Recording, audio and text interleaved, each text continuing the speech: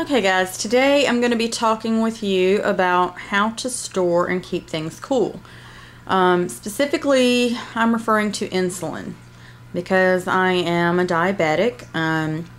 One of my concerns is how to keep my insulin cool in an emergency type situation where we might lose power, like a hurricane. Say for example, Hurricane Katrina.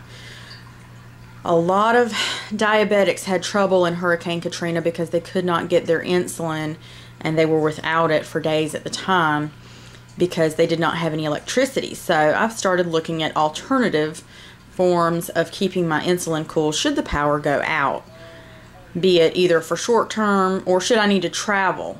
Okay, I looked at refrigerated coolers, and all that I could find were very pricey, and most of them were unreliable at best.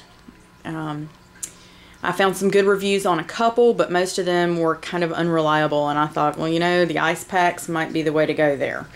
I also found, I have this small cooler that I use for snacks and drinks and stuff for my kids, and it's an igloo. It's a little cube and it fits nicely in between the seats, in between the front and back seat in the van. So I use this and I keep, you know, snacks and stuff packed in it. But when I need to, I put my insulin in there. And I usually carry my insulin in a pouch like this or this. This is my fast-acting insulin pen.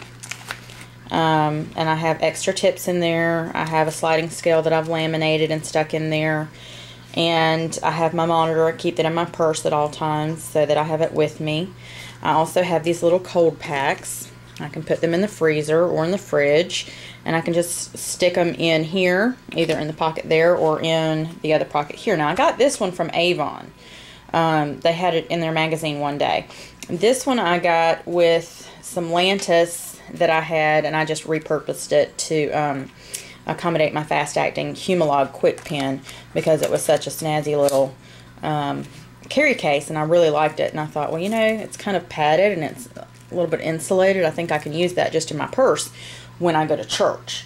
So I use this one in my purse when I go to church, and I use a little cold pack right there that I ordered off of Amazon, and I just slide it in here in this little pocket, and I zip it shut so that it keeps my insulin cool while it's in my purse, and that's usually just for a couple of hours. But if I accidentally leave it in there overnight, it's not a big deal because this cold pack does keep it cold for several hours.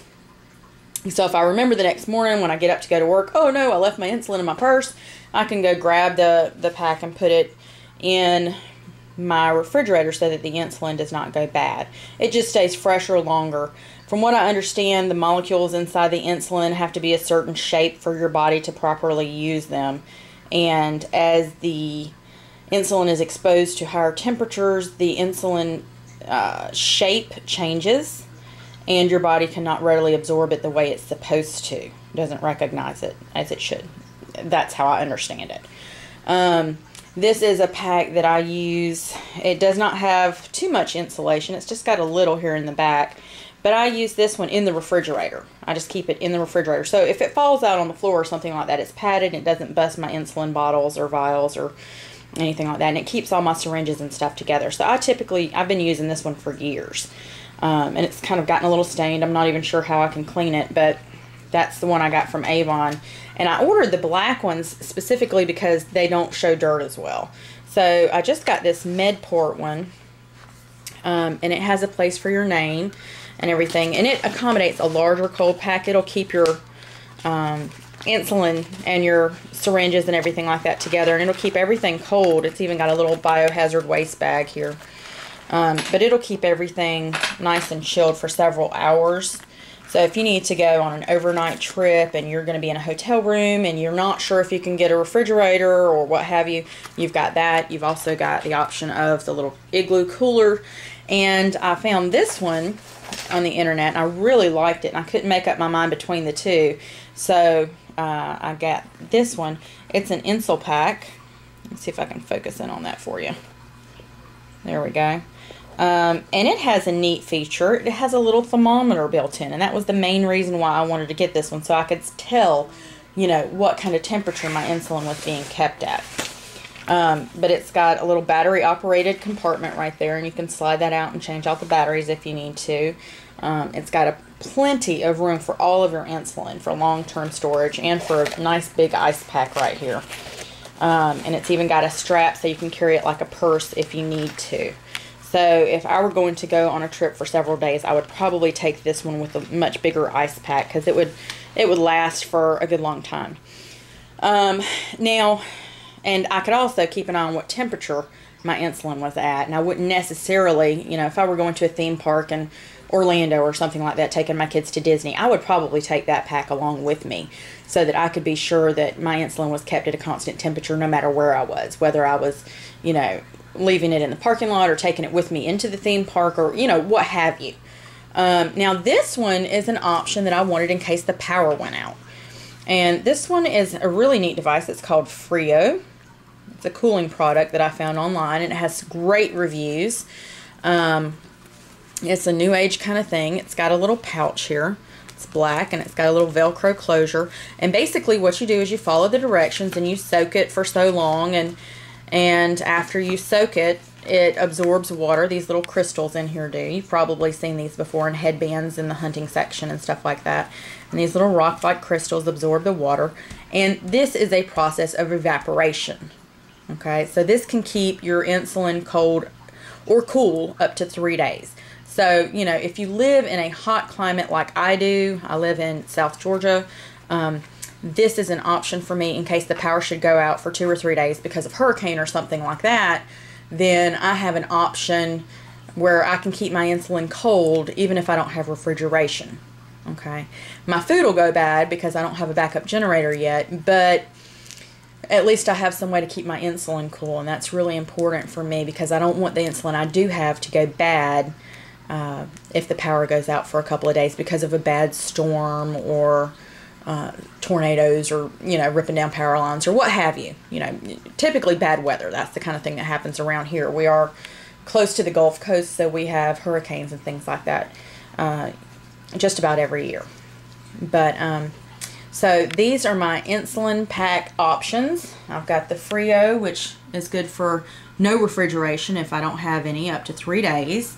But in the short term, I've got my Medport, which will keep it cold for several hours. And then this one, I think it lasts up to 2 days, I believe, with this one. And after those gel packs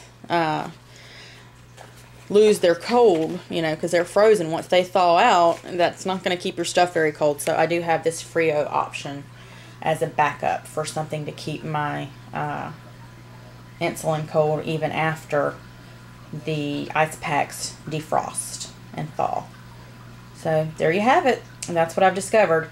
The Patriot Nurse recommended that you bury your insulin. For me, that would be kind of a super long-term storage type option. You know, this is more for like 3 days, a week, something like that, in an emergency type situation of, you know, bad weather or something, loss of power. So I suppose if you had to keep your insulin cool for much longer, you would probably want to go with burying it in a tube that's airtight and, you know, underground, a couple of feet underground, so that you could keep it at least ground temperature, which would be under the temperature temperatures that we have here in this area, because we get up into the hundreds in the summertime. So there's some options for you diabetics and people that love diabetics for how to keep your insulin and other stuff cool. Milk, things like that. I've also seen if you're near a natural spring, you can keep your insulin, your milk, dairy type products, things like that in the spring head, or in a body of running water, a creek or something like that. I've heard that in the olden days that's what they did. And Misty